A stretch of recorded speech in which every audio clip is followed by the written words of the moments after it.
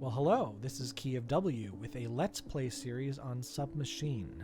So, I'm not really a Let's Player, I'm going to do my best here, but the short version is COVID-19 is happening right now. I'm trapped at my house, basically, with nothing else to do. There's a whole intro video on this series I've made as well, so you can just get right into the game. But basically, I just want to show you something I think is really cool, an indie game series that I've enjoyed that has probably gone under your radar, if you've even heard about it at all. This one came out in 2005, but the series has been ongoing through 2016. When this game came out, it was not called this, it was just called Submachine. The creator Skutnik did not intend for it to be part of a series, but after he had more ideas and it got popular, he retconned this game to fit it into the series. So, number one, the basement. We'll see the retconning seams a little bit as we get into it. So let's just get started and we'll talk about the game as we go. Here we are.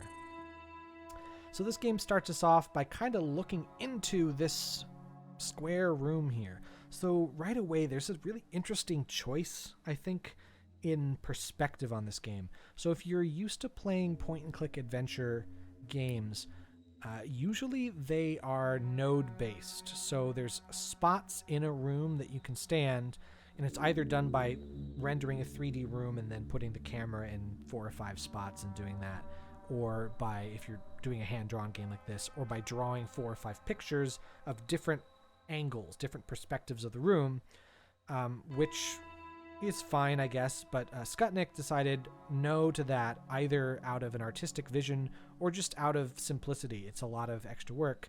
He decided, what if we just saw the entire room at once? So what we're going to see every time we enter a new room is this perspective. We're going to be looking into the room and we see everything important all at once. Ultimately, I think this is a good choice because right away we can see what we need to be interacting with. So these are the 3 exits, and then there's this object which is clearly important. It stands out against the background. Even if we don't know what to do with it yet, we know this is important. So we'll see that as we go. So with this series, I'm not really interested in doing a quick walkthrough. We're just going to go through the game and talk through it at my own pace because it's my video. Deal with it. So I'm probably going to take the longest possible route through this game that normally takes 2 or 3 minutes just to talk about all the stuff that goes on. So you'll notice that every room looks pretty much the same. That's one of the design choices for this game in the series. I can't say it's my favorite choice, but I get why it was made at the time. It makes things a lot simpler for the developer.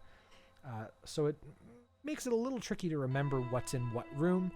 Fortunately, I remember because I've played this game 5 or 6 times before. So anyway, we've gone to the right, so I've mentally mapped, okay, we got the room with the circle thing right over there, and we're going to go up here, see what we got.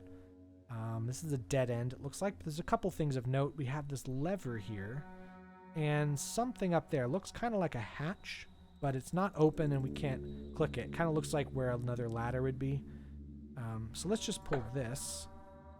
Nothing happens, as far as we can tell. No sound effects, no nothing.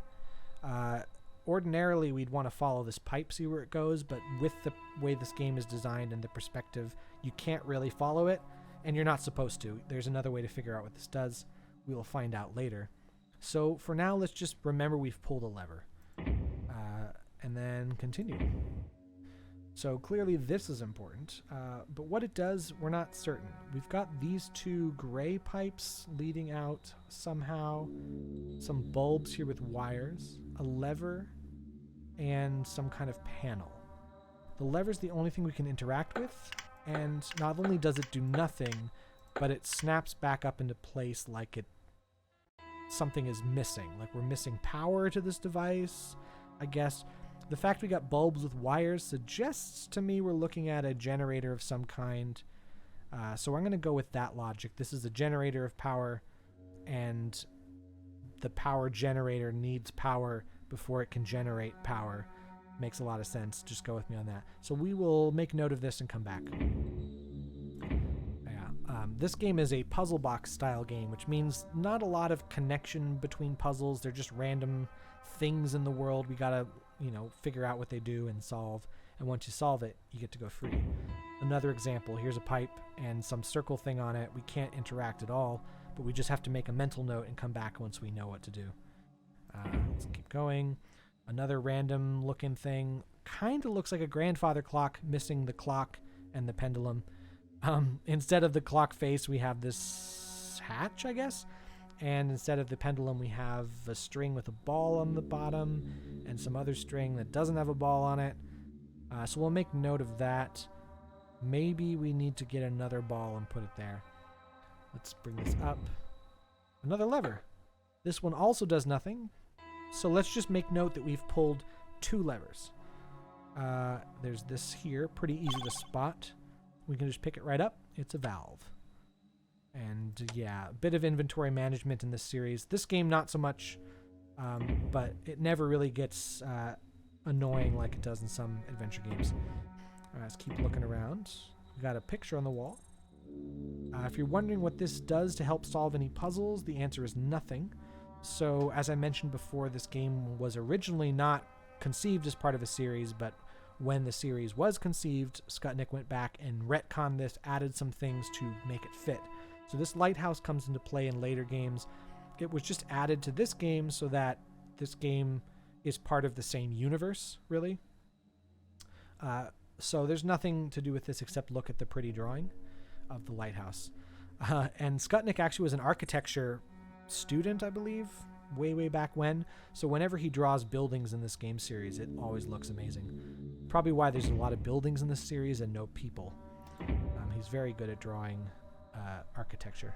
So we got something here. I'd have to guess it's a fuse box. These look kind of like fuses. It's very simplistic drawing of them, but they kind of look like fuses. And then we got 2 pipes out here. On that power generator, we also saw pipes that looked like this. So perhaps those are connected. If so, let's find a fuse and we'll see if that turns on the power generator upstairs. Let's keep going. We got a drawer we can't seem to open and a radio which we can play. And somehow the radio opens the drawer. So get used to this in Submachine, is that the world kind of operates in a slightly different way. It's not really a lot. Like if you play, for example, Myst as a series, it tends to be that if you see a machine, it works like it would in real life. This game series doesn't quite work that way. It's still logical, but a different sort of logic. A donut type thing. It's not doing anything. I can't click on anywhere. But they've got these colored things. Looks like lights, maybe? So we got 2 green lights and 1 red light. Now, if I had come to this room at the very beginning of the game, we'd actually see 3 red lights. I'm just going to let you know instead of showing you.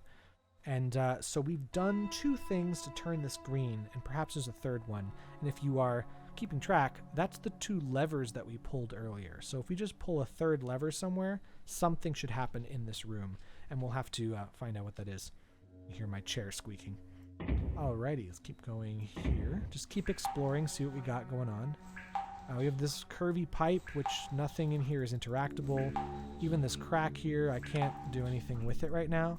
But it looks like this is going to come into play. The nice thing about this simple art style is it makes anything important really stand out. You notice immediately this is something you're going to come back to. We can't really do anything with the water or whatever this purple liquid is, so let's keep exploring. Let's head down. Oh, here we go. There's our third lever. So if we do this, we should get something for our trouble. We'll go back to that room in a little bit when we come back with some other stuff. So let's just keep going on. We click here, we have a single page from a diary. So I hope you all like lore, because I'm going to read this real quick. Last summer, I went camping under the big waterfall of Kent. I guess this was a great trip for me. However, some people do not understand why. Well, I did lose my left arm. But what the hell, I found out I had a third arm. The invisible one. Since then, I started to learn how to use my karma arm, and soon my skills were those of a master. It wasn't a surprise to me when people started turning their backs on me, since I was considered to be a freak and mentally ill. Funny thing, I can't tell them the truth. It would be like explaining the possibility of space travel to a goldfish. So I'm just trying to... And that's when he died. We actually don't know that. We know nothing about this character yet. This is a piece of lore that was added to the game once the series was created to help connect it, because this character comes back as well as this diary page with a little more explanation of what's going on. For now, we have nothing to assume about him except for the fact that he must be crazy to think he has 3 arms. So I'll leave that there, divide this game up into 2 videos, make it a little more bite-sized for you all. So let's put this on pause, and I will see you in the next video.